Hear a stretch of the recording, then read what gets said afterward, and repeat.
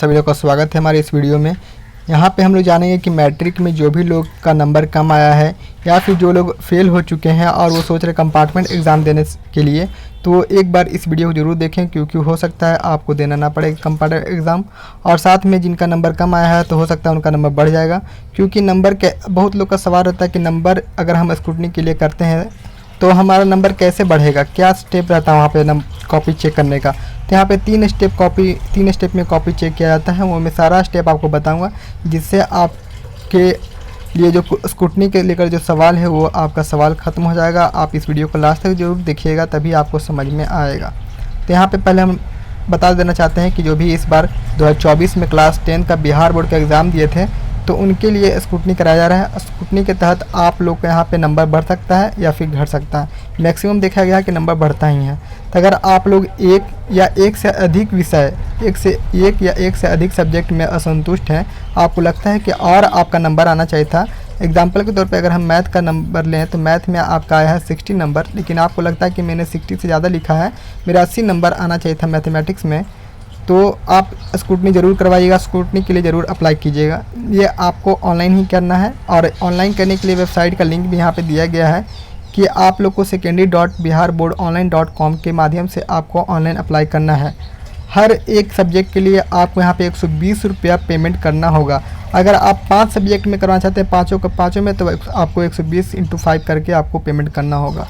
2 में करवाना चाहते हैं तो 2 में भी करवा सकते हैं, एक सब्जेक्ट में भी आप स्क्रूटनी करवा सकते हैं।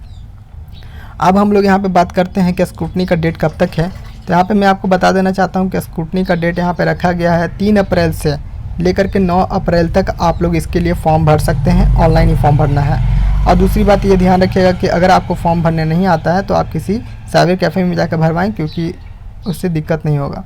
अब बात करते हैं कि स्क्रूटनी होने पर आपका किस तरह से कॉपी चेक किया जाता है। तो पहला स्टेप है कि आपके अंदर के पृष्ठ के अंक मुख्य पृष्ठ पर अंकित है या नहीं। इसका मतलब ये हुआ कि ये पहला स्टेप है कि अगर जैसा कि आपके कॉपी में आपने जो आंसर लिखा है उसमें किसी आंसर का नंबर तो वहाँ पे दिया गया है, जैसे कि कोई सी 5 मार्क्स का क्वेश्चन था, आपका 4 नंबर आया था, उसमें दिया गया है, उसमें लिखा हुआ भी है, लेकिन वो आपको फाइनल जो ऐड किया गया है उसमें वो आपका काउंट नहीं किया गया है, तो उसे को काउंट किया जाएगा, उसको देखा जाएगा, सही से मिलान किया जाएगा। फिर सेकेंड स्टेप में ये आता है कि अगर अंकों में कोई त्रुटि है योग में, मतलब कि जैसा कि पूरा जोड़ लिया गया, लेकिन जोड़ने में कई बार होता है कि आदमी जोड़ता है 78 टोटल और लिख देता है 68, कॉपी में फाइनल आंसर चढ़ा देता है, तो इससे का दिक्कत हो जाता है, मिस्टेक से हो जाता है टीचर से। लेकिन हाँ, वही चीज़ को आपको चेक किया जाएगा। हो सकता है आपका 78 नंबर आया हो, लेकिन 68 आपको टोटल लिख करके ऊपर में फाइनल चढ़ाया गया रिजल्ट, तो उसमें आपका सुधार किया जाएगा, फिर से जोड़ा जाएगा, आपको फिर से कॉपी में सारा नंबर को जोड़ा जाएगा, देखा जाएगा, 2-3 बार वेरीफाई किया जाएगा। तीसरा स्टेप आता है कि यदि कोई प्रश्न उसके खंड के प्रश्नोत्तर अमूल्यांकित है। इसका मतलब ये हुआ कि जैसा कि क्वेश्चन नंबर 2 है और उसमें 2 क्वेश्चन ए और बी करके आपका दिया हुआ था, तो ए का भी आंसर मिल गया लेकिन बी का आंसर नहीं हुआ, बाई मिस्टेक वो देख नहीं पाए, समझ नहीं पाए, सोचे कि क्वेश्चन नंबर 2 वो चेक कर लिए, उनको लगा कि चेक हो गया, लेकिन होता है कि दोनों का अलग अलग नंबर चढ़ता है। तो हो सकता है कि क्वेश्चन नंबर 2 आपका 5 नंबर का था, तो ए में तो आपको 2 नंबर मिल गया, बी में भी आपको 2 नंबर मिलना या 3 नंबर मिलना था, तो वो चेक नहीं हुआ, बाई मिस्टेक उसका नंबर भी वहाँ पे नहीं लिखा हुआ है, तो वो चीज़ भी देखा जाएगा, ध्यान दिया जाएगा उस चीज़ पर। अगर उसमें नंबर नहीं मिला तो उसमें नंबर वहीं पर दिया जाएगा और फिर से जोड़ करके उसमें टोटल में आपको इंक्रीज कर दिया जाएगा। इस तरह से 3 स्टेप में यहाँ पे स्क्रूटनी किया जाता है।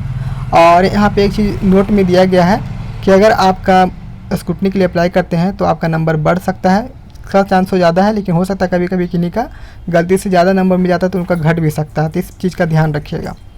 और यहाँ पे एक और बात करते हैं कि फेल स्टूडेंट क्या करेंगे। फेल स्टूडेंट जो भी 2 सब्जेक्ट में फेल हुए हैं 2024 में मैट्रिक एग्ज़ाम में बिहार बोर्ड के, तो वो अगर स्क्रूटनी के लिए अप्लाई करते हैं तो स्क्रूटनी में अगर उनका नंबर बढ़ जाता है और वो पास हो जाते हैं दोनों सब्जेक्ट में और फाइनली उनको रिजल्ट पास मिल जाता है, और साथ में ही वो कंपार्टमेंट एग्ज़ाम भी के लिए भी फॉर्म भर दिए थे और उसमें भी वो पास हो जाते हैं और पास, लेकिन आपका वही मान होगा रिजल्ट जो आपने 2024 के मैट्रिक का फाइनल एग्ज़ाम दिया था, कंपार्टमेंट वाला वहाँ पे आपका कैंसिल हो जाएगा, क्योंकि अगर स्क्रूटनी में आप लोग पास हो जाएंगे तो वही आपका मान किया जाएगा। और दूसरी बात ये कि अगर आप चाहते हैं कंपार्टमेंट एग्ज़ाम देना तो आप कंपार्टमेंट एग्ज़ाम दीजिए, उसमें आपका जितना नंबर हो सकता है पहले से ज़्यादा भी नंबर आपका बढ़ जाए, तो ये सब अपडेट यहाँ पे दिया गया है। आप लोग चाहें तो इसको आराम से बैठ कर पढ़ सकते हैं, स्क्रीनशॉट लेकर के आप वीडियो पॉज कर करके। और ये आपको पूरा ये जो पेपर का कटिंग है आपको मेरा टेलीग्राम चैनल पे मिल जाएगा, लिंक डिस्क्रिप्शन बॉक्स में होगा। और भी कोई अपडेट आएगा मैं वीडियो बना के जरूर इन्फॉर्म करूँगा। अगर आपको शक है स्क्रूटनी करवा सकते हैं, जो बहुत अच्छा रहेगा। चैनल को सब्सक्राइब करें। Thank you.